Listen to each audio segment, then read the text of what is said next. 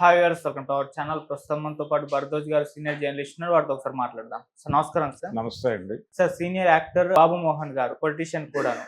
ఆయన ఇప్పుడు పద్మ అవార్డ్స్ పైన చేసిన కామెంట్స్ కాస్త వైరల్ అవుతున్నాయి. చర్చనీయాంశంగా కూడా మారాయి. కొంత విమర్శలు కూడా ఆయన మీద రావడం చూస్తున్నాం సార్. మరి ఆయన ఏం కామెంట్స్ చేస్తారు? దానిపై మీ ఒపీనియన్ ఏంటి సార్? అంటే పద్మశ్రీ కోసం తనకి పద్మశ్రీ రాలేదు అనే బాధ ఒకటి పడుతున్నాడు ఆయన. ఓకే. అయితే ఇక్కడ గుర్తించాల్సిన విషయం ఏంటంటే తనతో పాటు పనిచేసిన వాళ్ళందరికీ పద్మశ్రీలు వచ్చాయనే బాధ కూడా పడుతున్నాడు.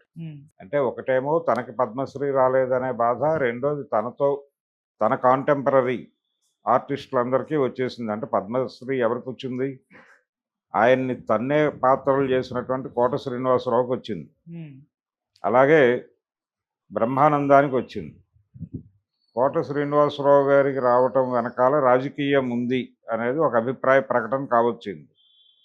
అంటే రాజకీయాలు ఇన్ఫ్లుయెన్స్ చేయగలిగినటువంటి పరిస్థితి ఇవన్నీ కలిసి పద్మశ్రీ అవార్డు నిర్ణయిస్తున్నాయి, కానీ ప్రతిభ కాదు అనేది ఆయన మాట్లాడదలుచుకున్నాడు.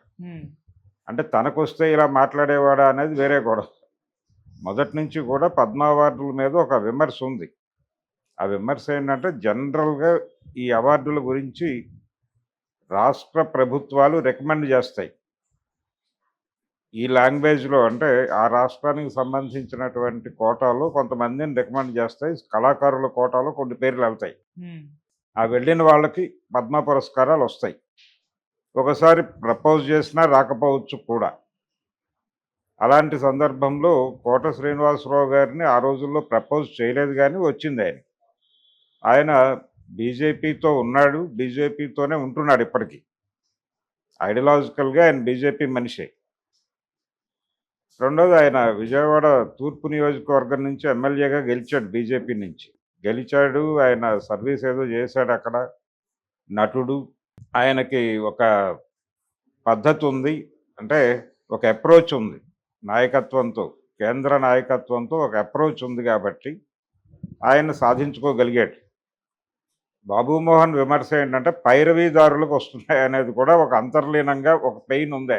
తను కూడా రాజకీయాల్లో ఉన్నాడు, తను కూడా ఎమ్మెల్యే చేశాడు, తను కూడా మంత్రి చేశాడు. ఇన్ని చేసిన వాడు మరి తను ఎందుకని స్టేట్ గవర్నమెంట్ నుంచి తన పేరు నామినేట్ అయ్యారా చూసుకోలేకపోయాడు. ఈయన చంద్రబాబుతో ఉన్న రోజుల్లో, అంటే చంద్రబాబు క్యాబినెట్లో కార్మిక మంత్రిగా పనిచేస్తున్న రోజుల్లో తెలుగుదేశం పార్టీ బీజేపీతో సన్నిహితంగానే ఉంది. ఉన్నప్పుడు అంటే వాజ్పేయి ఉన్నప్పుడు వీళ్ళు బీజేపీతో సన్నిహితంగానే ఉన్నారు. మరి అప్పుడు ఒక ప్రతిపాదన చేయించుకుని ముందడుగు వేసి ఇప్పుడు ఈయన చెప్తున్నటువంటి పైరవీలే చేసుకుంటే పద్మశ్రీ అయి ఉండేవాడు. ప్రతిభని చూసి పద్మశ్రీ ఇస్తున్నారు అనే అభిప్రాయం ఉంటే ఒక లెక్క, లేదు పైరవీలు చేసి సంపాదించుకుంటున్నారు అంటే ఒక లెక్క.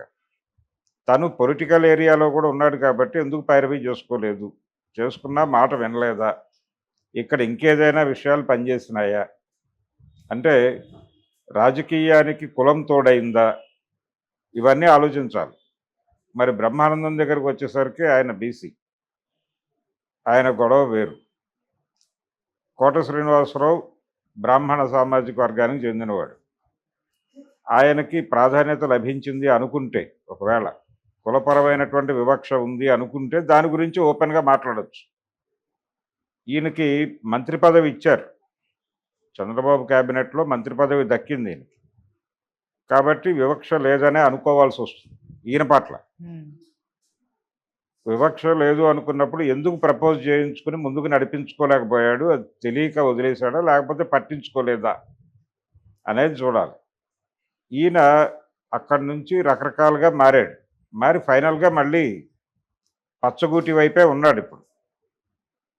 ఉన్నప్పటికీ ఇప్పటికీ అయినా సరే ఆయన ఒక స్టేట్ గవర్నమెంట్ నుంచి ప్రతిపాదన చేయించుకోగలిగిన పరిస్థితుల్లో అయితే ఉన్నాడు. ఇప్పుడైనా ఆ పని చేయాలి ఆయన. ఇప్పుడు ఆస్కార్ అవార్డు బిబులార్కి వాళ్ళు ఆస్కార్ కొట్టడం కోసం ఒక కసరత్తు చేశారు. ఆస్కార్కి ఉన్నటువంటి ఓటర్స్ అందరికీ సినిమా చూపించారు, వాళ్ళందరితోనూ డిస్కషన్ చేశారు, సినిమా గురించి వాళ్ళందరికీ ఎక్స్ప్లెయిన్ చేశారు.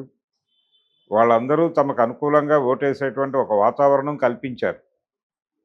ఇది చేసుకోవాలి కదా, ఎవరైనా చేసుకోకుండా పనులయ్యే పరిస్థితులు లేవు అనే విషయం అర్థమైనప్పుడు చేసుకోవాలి.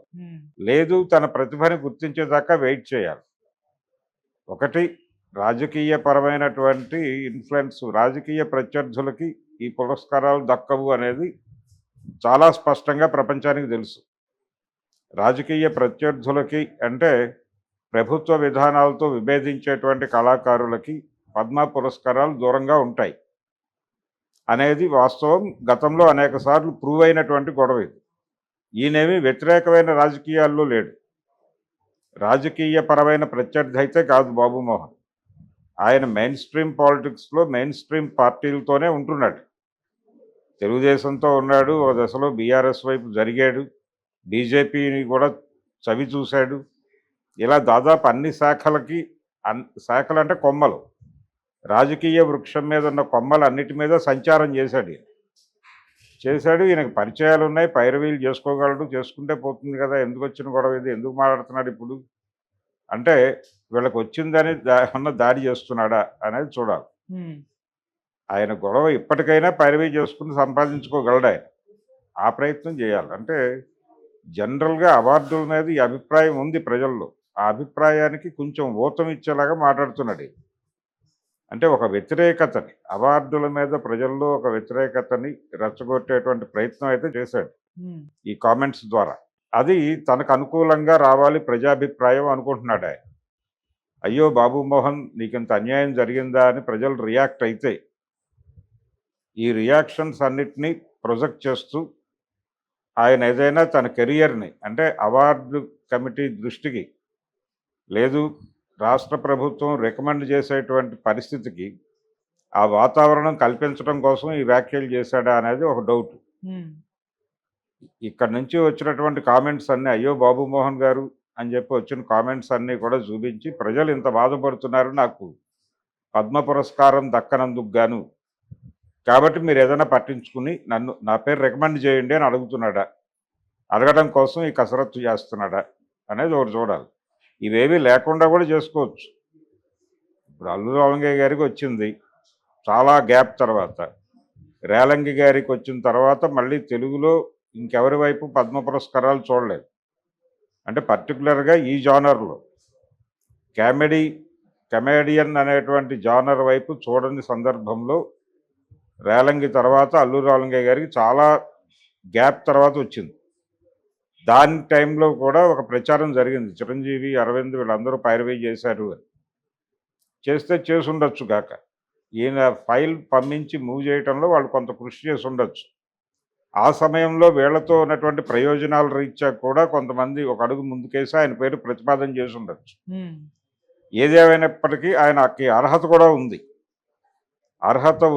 అర్హుడైనటువంటి వాడికి పద్మశ్రీ వచ్చింది. దాని మీద ఎవరు వచ్చిన తర్వాత ఎవరు క్రిటికల్గా మాట్లాడలేదు. విమర్శలన్నీ కూడా చిరంజీవి మీద, అరవింద్ మీద నడిచాయి తప్ప అల్లు రామలింగయ్య గారి కెపాసిటీ మీద ఎవరు మాట్లాడలేదు. అది ఒక ధోరణి.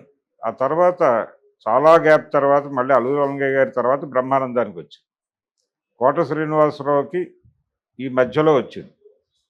ఈ మధ్యలో కోటకి రావడానికి రకరకాల రీజన్స్ ఉన్నాయి. ఆయన పార్టీతో ఉన్నాడు, నాయకత్వానికి సన్నిహితంగా ఉన్నాడు, ఆయనకి వాళ్ళతో మాట్లాడేటువంటి విధానం తెలుసు, అలాగే తన్ని తాను ఎలా ప్రమోట్ చేసుకోవాలో కూడా తెలుసు ఆయనకి, కోట శ్రీనివాసరావు. అందుకని ఆయనకు అది సాకారం అయింది. అలా తనకి కూడా సాకారం అయ్యే సందర్భం ఉంది. తను కూడా రాజకీయాల్లో ఉన్నాడు, తను కూడా ప్రయత్నం చేసుకోవచ్చు.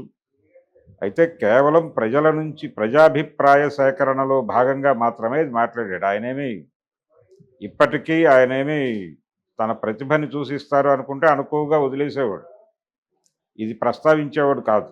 ఇది ప్రస్తావించాడు అంటే ఆయనకు ఒక మోటో ఉంది, తనకి పద్మశ్రీ అవార్డు రాలేదు అనేటువంటి పెయిన్ ఉంది. ఆ పెయిన్ని జనాలతో షేర్ చేసుకోవడం ద్వారా జనాల నుంచి ఒక సానుకూల స్పందన తెప్పించి, ఆ సానుకూల స్పందనని చూపించి, ఈ స్పందన ఆధారంగా నా పేరు రికమెండ్ చేయండి అని చెప్పి అడుగుతాడు ఆయన. తెలంగాణ ప్రభుత్వాన్ని అడగాలి ఆయన, లేదు ఆంధ్ర ప్రభుత్వాన్ని కూడా అడగచ్చు. ఎందుకంటే తెలుగు సినిమా నటుడిగా వాళ్ళకి బాధ్యత ఉంది. ఇప్పుడు బాపు గారి పేరుని తమిళనాడు గవర్నమెంట్ కదా ప్రపోజ్ చేసింది, బాలసుబ్రహ్మణ్యాన్ని కూడా అట్నుంచే కదా, మనవాళ్ళు కాదు కదా ప్రమోట్ చేసింది, ఆ రోజున ప్రపోజ్ చేసింది, రికమెండ్ చేసింది వాళ్ళే. కాబట్టి ఈయన ఆంధ్ర ప్రభుత్వంతో కూడా చేయించుకోగలడు. అక్కడ ప్రస్తుతం అధికారంలో ఉన్నటువంటి పార్టీతో ఈయనకి సన్నిహిత సంబంధాలు అయితే ఉన్నాయి. నేరుగా సీఎం దగ్గరికి వెళ్ళి కూర్చుని మాట్లాడే పరిస్థితి అయితే ఉంది. వెళ్ళి అక్కడ ఇవన్నీ చూపించుకుని అటు నుంచి అయినా ప్రపోజ్ చేసుకోవచ్చు. ఇక్కడ రేవంత్ రెడ్డితో కూడా ఆయనకి స్నేహం ఉంది, వెళ్ళి మాట్లాడుకుని చేసుకోగలడు. అది చేసుకోవడానికి ఒక ఫైల్ చేతిలో ఉండాలనే దాంతో గొడవ చేస్తున్నాడు అంతే. అంతకు మించి వేరే కారణం ఏం లేదు. ఆయన పద్మ అవార్డులు ఇస్తున్నటువంటి తీరు పట్ల ఆయనకేమీ విమర్శ లేదు. ఇది జరుగుతోంది, ఇలా జరుగుతోంది అనేది అవార్డులు చాలా గొప్పవి అనే చెప్తున్నాడు. మళ్ళీ పాజిటివ్గా మాట్లాడుతూ కొంత నెగిటివిటీని స్ప్రెడ్ చేసేటువంటి ప్రయత్నం కూడా చేస్తున్నాడు. చాలా సందర్భాల్లో చాలామంది ఈ అవార్డులు కోరుకునే వాళ్ళు ఈ మాట మాట్లాడతారు. మాకంటే ప్రతిభ తక్కువ. ఇప్పుడు రాజమౌళికి పద్మశ్రీ వచ్చినప్పుడు కూడా ఈ మాటలు వినిపించినాయి. అంటే కేవీ రెడ్డి గారికి లేదు, ఆయన మాయాబజార్ లాంటి క్లాసిక్ తీసినటువంటి ఆయనకి పద్మశ్రీ పురస్కారం లేదు, దాసరి నారాయణరావుకి లేదు, 150 సినిమాలు పైన చేశాడు ఆయన, రాఘవేంద్రరావుకి లేదు. ఇలా మాట్లాడారు. వచ్చిన వాడికి ఎందుకు వచ్చింది అనేది ఆ సందర్భాన్ని బట్టి ఉంటుంది. ఆ సందర్భం మేరకే వ్యవహారం. ఆ తర్వాత మళ్ళీ కాదు. ఆ తర్వాత ఇంకొకటి ఆ సందర్భంలోకి వస్తాడు. అల్లు అర్జున్కి ఉత్తమైనటువంటి పురస్కారం ఎందుకు వచ్చింది అంటే ఆ సందర్భంలో అతను ఉన్నాడు. ఆ సందర్భం వరకే చూడాలి ఈ అవార్డు. అంతకు మించి ప్రత్యేకత లేదు వీటి. ఎస్వి రంగారావు గారికి లేదు పద్మశ్రీ. ఎస్వి రంగారావు గారికి పద్మశ్రీ లేకపోవడం మీద మాట్లాడితే ఒక ప్రయోజనం ఉంది. కానీ బాబు మోహన్ తనకి పద్మశ్రీ రాలేదు అని ఆవేదన వ్యక్తం చేయటం అంటే తనకి పద్మశ్రీ కావాలని కోరుకుంటున్నట్టుగా అర్థం చేసుకోవాలి. కాబట్టి ఆయనకు పద్మశ్రీ రాకపోవడం అనేది అన్యాయం అని చెప్పి మాట్లాడితే ఈ మాటలన్నీ పోగేసి అక్కడ పట్టుకెళ్ళి ఒక ఫైల్ బిల్డ్ చేసి కథ నడిపిస్తాడు. ఓకే, అది గొడవ. మళ్ళీ అంటే విలువైన వాళ్ళకే ఇవ్వాలి, స్టార్స్కే ఇవ్వాలి, బుర్రకథ చెప్పుకునే వాళ్ళకి ఇస్తున్నారు, ఇటువంటి కామెంట్స్ కూడా ఆయన చేశారు. బుర్రకథ చెప్పుకునే వాళ్ళు బుర్రకథలు ఏమి తక్కువదేం కాదు. సినిమా మాత్రమే అత్యున్నతమైనదేం కాదు. ఎవరైనా సరే వారి వారి ఏరియాల్లో ఇప్పుడు బుర్రకథ నాజర్ ఉన్నాడు, నాజర్కి ఇచ్చారు. అవును, నాజర్ పైరవీలు ఏం చేసుకోవాలి. నాజర్కి తెలియని కూడా తెలియదు తన పద్మశ్రీ వస్తుందని. ఆయన సినిమా థియేటర్లో ఉన్నాడు. ఆయన ఇంటికి వెళ్ళి వారిని అడిగితే ఎక్కడో సినిమా థియేటర్కి వెళ్ళాడు, ఏదో సినిమా చూడటానికి వెళ్ళాడని చెప్పారు ఇంట్లో వాళ్ళు. ఆయన కోసం వెళ్ళారు. అంటే కలెక్టర్ గారు పంపించాడు పోలీసుల్ని పంపించడం అంటే ఆ మెకానిజం, ఆ లోకల్గా ఉండే పోలీసులు వెళ్ళి ఆయన పట్టుకొస్తారు అనుకున్నట్టు. ఈయన సినిమా థియేటర్లో ఉండగా ఎవరో వెళ్ళి చెప్పారు నీకోసం పోలీసులు వచ్చారు అని. ఆయన ఇంకోలా అనుకున్నాడు. ఆయనకి కమ్యూనిస్టు రాజకీయాలతో సంబంధాలు ఉండేవి. ఆ తర్వాత విప్లవ కమ్యూనిస్టు పార్టీలతో కూడా సంబంధాలు ఉండేవి. ఒకవేళ ఇది ఎక్కడైనా లీక్ అయ్యి తను అరెస్ట్ చేయడం కోసం పోలీసులు వచ్చారేమో అని భయపడి పారిపోదామని ట్రై చేశాడు ఆయన.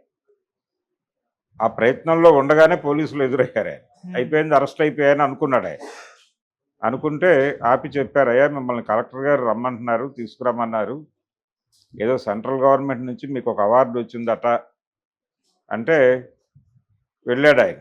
వెళ్ళి నాకెందుకు వచ్చిన అవార్డు ఇది, నా కష్టాలు నాకు ఉన్నాయి, నాకు ఏదన్నా ఆర్థిక సహాయం చేసి నా జీవన విధానం మెరుగుపడే పరిస్థితి చేస్తే ప్రయోజనం, కానీ ఇప్పుడు నేను ఢిల్లీ వెళ్ళి అవార్డు తీసుకోవాల్సినంత అవసరం ఉందా, నా దగ్గర డబ్బులు కూడా లేవని మాట్లాడాడు. సరే అన్నీ మేము ఏర్పాటు చేస్తాం, మీరు వెళ్ళి అవార్డు తెచ్చుకోండి అని చెప్పిన తర్వాత వెళ్ళి తెచ్చుకున్నాడు.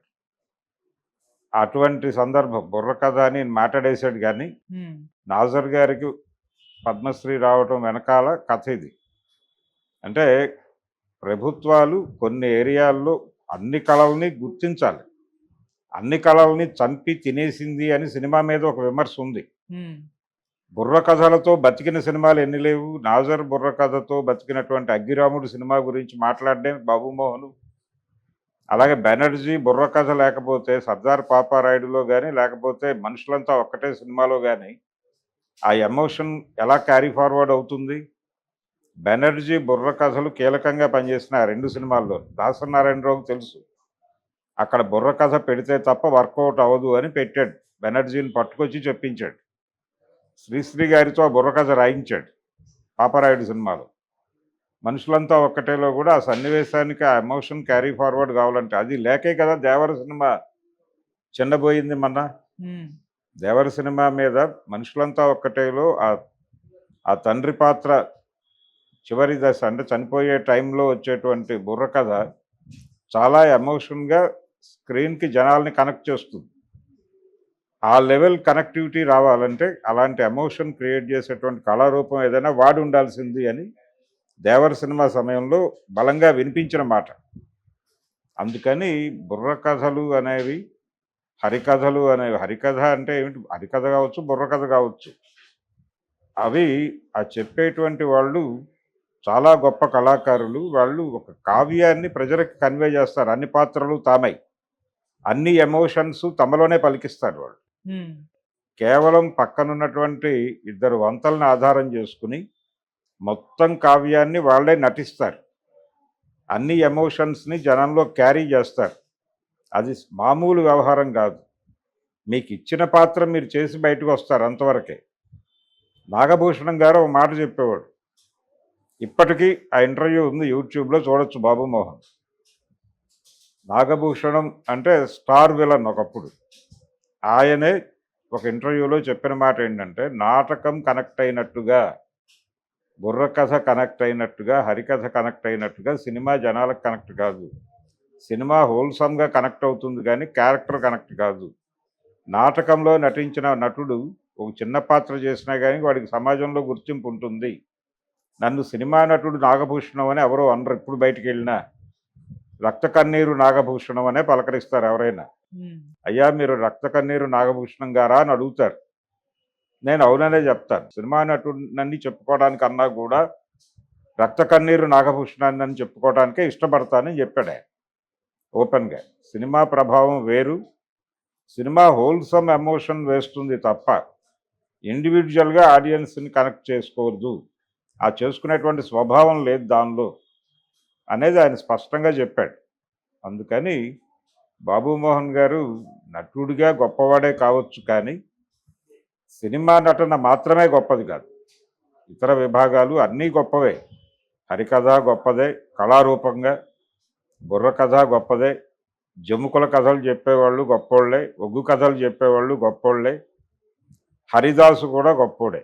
హరిదాసులకు కూడా పద్మశ్రీలు ఇవ్వటం తప్పేం కాదు. అలాగే అక్కడ కురువంజీ లాంటి కథలు చెప్తారు చెంచులు, వాళ్ళకి పద్మశ్రీలు ఇవ్వటం కూడా తప్పేం కాదు. ఉమ్, ఒక కళారూపాన్ని గుర్తించి గౌరవించి సత్కరించటం అనేది సంప్రదాయం మాత్రమే కాదు, సంస్కారం కూడా. ఆ సంస్కారం ప్రభుత్వాలకు ఉంది అని నిరూపించుకోవటానికి అప్పుడప్పుడు అలాంటివి కూడా చేస్తారు. అలా ఇచ్చిన వాళ్ళు కూడా చాలామంది ఉన్నారు. బెంగాల్ నుంచి ఓ కళాకారుడికి అలాగే ఇచ్చారు పద్మ పురస్కారం. కాబట్టి బాబుమోహన్ గారు ఇంకొంచెం